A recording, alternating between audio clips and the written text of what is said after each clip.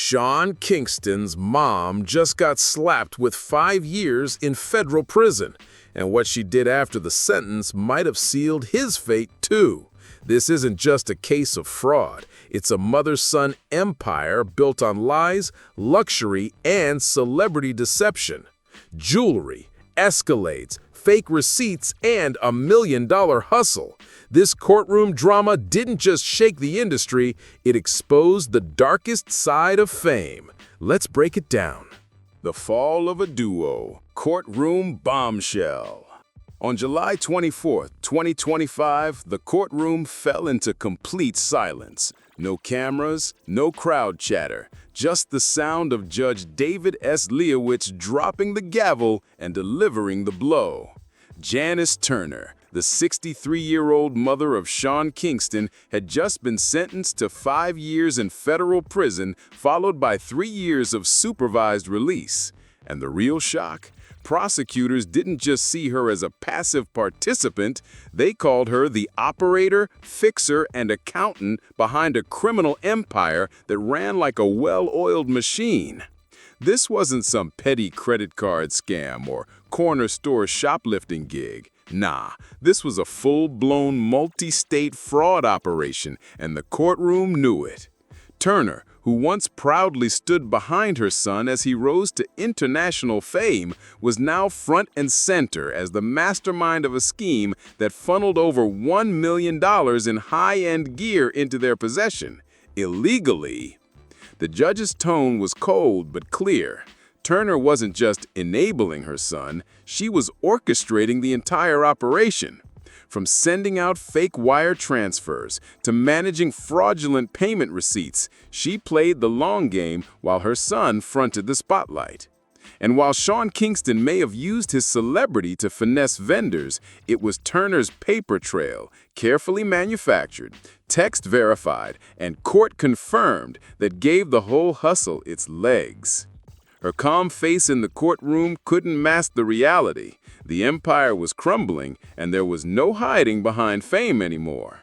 And yet, as devastating as her sentence was, it may have opened the door to something even worse for her son.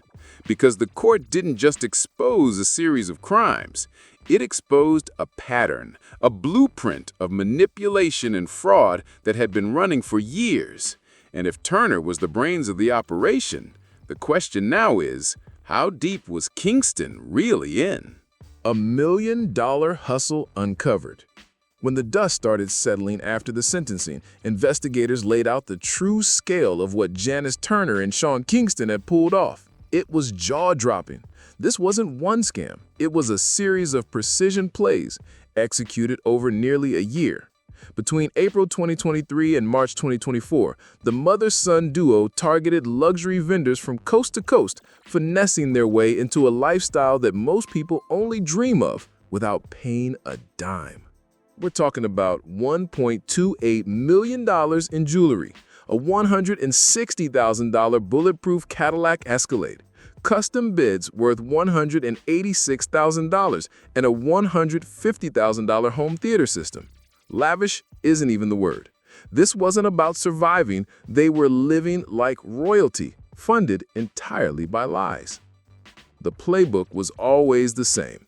Sean Kingston would show up as the face, the celebrity, the charm, the big name everyone knew from Beautiful Girls. That alone opened doors most regular people couldn't walk through. And once the trust was built, that's where Janice Turner stepped in. She handled the back end like a seasoned pro, sending fake wire confirmations, creating forged receipts, and issuing false payment documents that tricked high-end retailers into shipping thousands of dollars in merchandise. This wasn't clumsy or desperate. It was smooth, calculated, professional, a two-person con operation that knew exactly how to manipulate image, influence, and paperwork to extract maximum value with minimal risk, until it all fell apart. But this elaborate scheme didn't just happen overnight. It was refined, rehearsed, and relentless.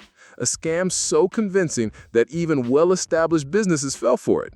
And because Kingston's celebrity gave everything a layer of legitimacy, the victims rarely suspected foul play until their accounts never got settled, their invoices went unanswered, and the truth began unraveling. And when investigators finally followed the money, the lies, and the receipts, they didn't just uncover a scam.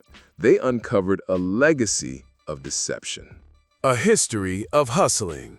Turner's dark past. The deeper the feds dug, the clearer it became. This wasn't Janice Turner's first rodeo. In fact, the playbook that brought her and Kingston down in 2024, it looked eerily familiar to what she pulled off almost 2 decades earlier. Back in 2006, long before her son's chart-topping days, Turner was already grinding, but not in a way anyone should admire. She was convicted of bank fraud, accused of filing fake loan applications to the tune of $160,000. The court handed her 16 months in federal lockup, a sentence she served quietly while her son's career was still on the launch pad. She got out in March 2007, just months before Kingston exploded onto the scene with beautiful girls. Some called it a fresh start. Prosecutors now say it was just the warm-up. Turner's 2006 conviction wasn't just a footnote. It became a blueprint. Everything she learned about forging documents, faking credibility, and navigating financial systems back then reappeared in this latest, much bigger scheme. This time, she had a secret weapon, a famous son whose name could open doors she could never touch alone. Court evidence laid it out with chilling clarity. Investigators uncovered text messages between Kingston and Turner, with one standing out like a red flag. "I told you to make fake receipts." That one message showed this wasn't just a mom covering for her son. It was 2 partners in crime, moving like a tag team. Kingston played the star. Turner played the strategist. Together, they finessed high-end retailers with the kind of coordination you'd expect from a corporate operation, not a family unit. Turner wasn't just complicit. She was command central, managing communications, forging paperwork, and structuring the very fraud that funded their luxury lifestyle. Her past conviction made that hard to ignore, and prosecutors didn't. To them, this wasn't a slip-up. It was a lifelong hustle, just with higher stakes. Sean's charges and the collapse of a lifestyle. As the investigation picked up steam, it wasn't just Turner's name on the paperwork. Sean Kingston found himself staring down a rap sheet that read like the blueprint of a seasoned con artist, not a pop star. The charges? Heavy. 10 felony counts, including an organized scheme to defraud over $50,000, multiple charges of grand theft exceeding $100K, and criminal use of personal identification information. On top of that, he violated the terms of a previous probation, proving this wasn't his first dance with the legal system. But here's the kicker. These weren't isolated incidents. Every charge stemmed from a deliberate, strategic act, each one another play in the elaborate hustle he and his mother were running.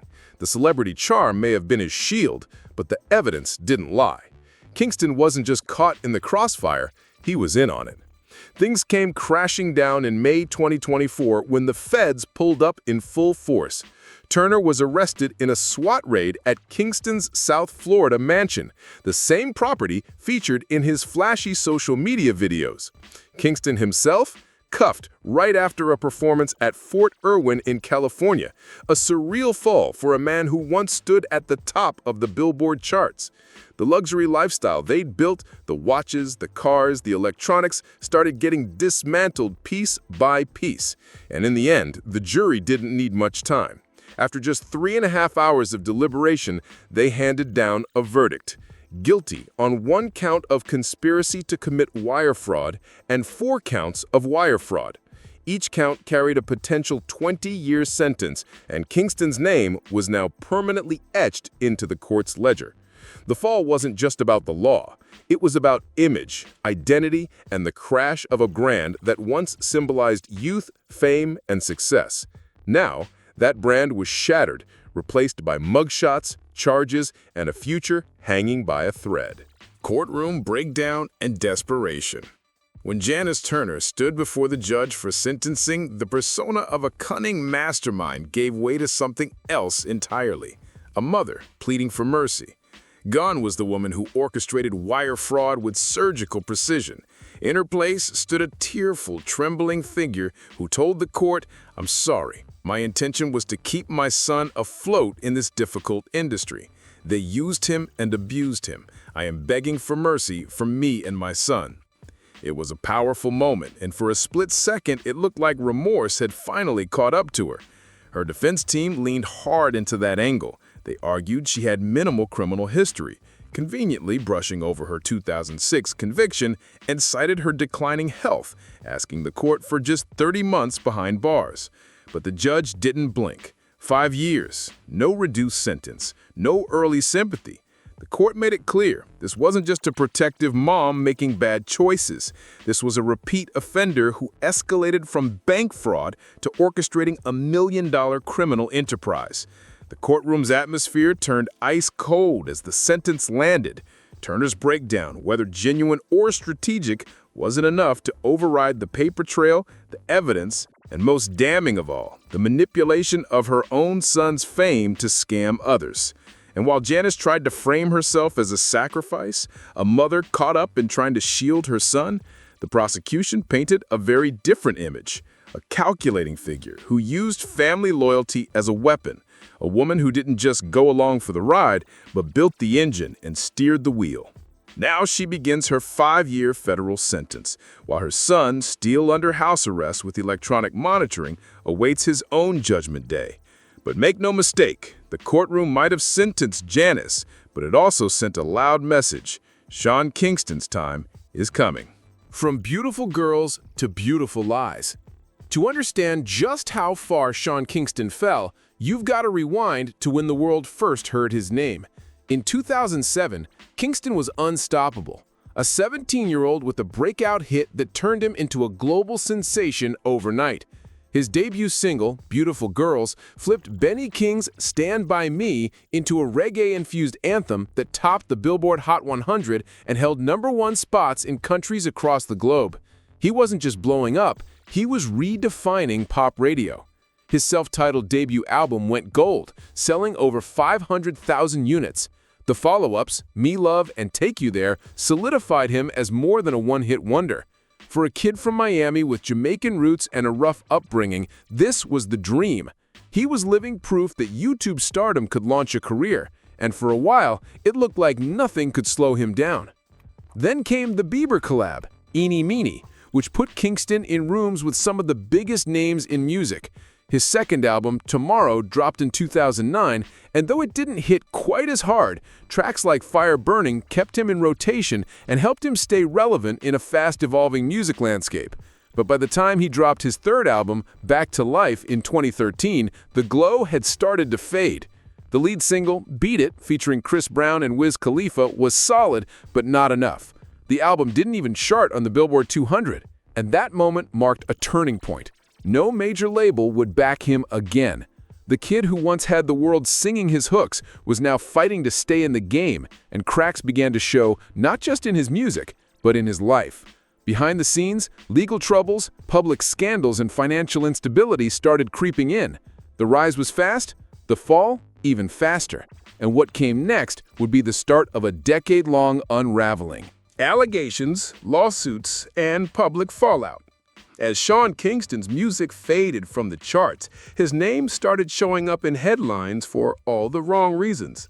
The first major scandal hit in 2010 when Carissa Capilotto accused Kingston, his bodyguard, and a band member of sexual assault in a Seattle hotel room after a Justin Bieber concert. The criminal case was dropped due to inconsistent statements, but the damage was already done. In 2013, Capilotto resurfaced with a civil lawsuit seeking $5 million. Kingston denied all wrongdoing, but settled out of court for an undisclosed amount, reportedly a fraction of the original demand, aimed at avoiding trial distractions. Even with no conviction, the cloud over his reputation never lifted. The media coverage, the speculation, and the court of public opinion hit hard, and it didn't go away. By 2023, the scandal still followed him. Student advocacy groups at the University of Denver successfully pushed to remove Kingston from a music festival lineup, citing those same past allegations. It was a reminder that even without a guilty verdict, some stains don't wash out, especially in the age of viral accountability. And that was just the beginning. From 2015 to 2022, Kingston's legal problems multiplied like clockwork. Lawsuits rolled in, mostly over unpaid bills, especially for high-end jewelry and watches. One New York jeweler accused him and Turner of scamming them out of $356,000 in 2015. Another filed a $301,000 lawsuit in 2018. The pattern was the same. Take the goods, promise payment, disappear. Then came Ver Entertainment's lawsuit in 2024, triggered by an unpaid 232-inch TV and sound system installation. In court documents, Kingston allegedly lied about working with Justin Bieber to get the vendor to cut a deal, even though they hadn't collaborated in over a decade. By now, his legal troubles weren't just affecting his bank account, they were crushing his credibility. Each lawsuit, each accusation chipped away at the last bits of goodwill he had left in the industry. And as the fraud accusations grew louder, people started asking, was this who he always was, or was there someone else pulling the strings behind the scenes? The pattern that never stopped. By this point, it was clear. What Kingston and Turner were doing wasn't a one-time slip-up. It was a pattern. A long-running system that evolved with time but never really changed. They were playing the same game over and over, just with bigger targets and bolder moves. It started quietly. In 2015, they were hit with a lawsuit over $356,000 worth of custom watches. The luxury vendor claimed they used deceptive tactics to take the merchandise without paying. The court sided with the plaintiff. That should have been a wake-up call. It wasn't. In 2016, a Miami dealership accused Kingston of defaulting on a leased luxury car. Then, in 2018, a $301,000 jewelry lawsuit hit again, pointing fingers at both mother and son. Turner wasn't just in the background. She handled the logistics, sent messages, and arranged deliveries. Kingston played the face, Turner pulled the strings. Every con was a repeat performance with new props. And the deception didn't stop at financial fraud. They leveraged Kingston's fame like currency, using his public persona to convince vendors, jewelers, and dealerships they were good for the money.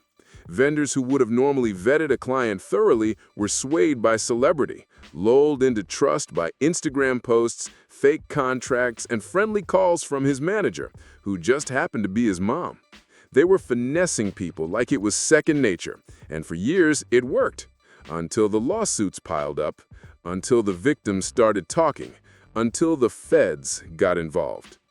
What once seemed like random disputes now looked like a well-oiled con running quietly under the radar while the public still thought of Kingston as the guy who sang "Beautiful Girls." But behind the scenes, it was luxury fraud, habitually executed and slowly spinning out of control. This wasn't just poor money management. It was an organized hustle, polished through years of practice, and made even more dangerous because it was being run by family.